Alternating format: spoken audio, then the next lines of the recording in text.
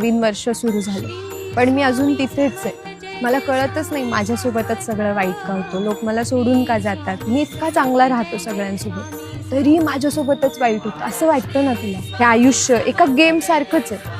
आपण जो रस्ता निवडतो तो आपल्याला मिळत नाही, किंवा आपण जर रस्त्यावरून जातो तो रस्ता मे बी चुकीचाही असू शकतो, हे आपल्याला उशिरा कळतं.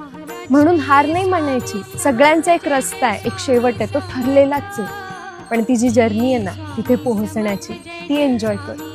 फक्त काम काम काम करून जर तुला आनंद मिळत नसेल तर ते काम काय महत्वाचं? मेलेल्या माणसाला खांदा द्यायला लोक पुण्य समजतात, पण एखादा माणूस जिवंत असेल आणि तुमची मदत मागत असेल तर कोणी पुत्र त्याला विचारत नाही. प्रश्न हा नाहीये माणूस मरण्याचा किंवा जिवंत असण्याचा. हल्ली ना कोणाला कळतच नाही कोणाला व्हॅल्यू द्यायची. म्हणजे एखादा व्यक्ती जो खूप जास्त पाप करतो तो खूप सुखी आहे, आणि एखादी व्यक्ती जी नेहमी खरी राहते, नेहमी सगळ्यांसोबत चांगली राहते,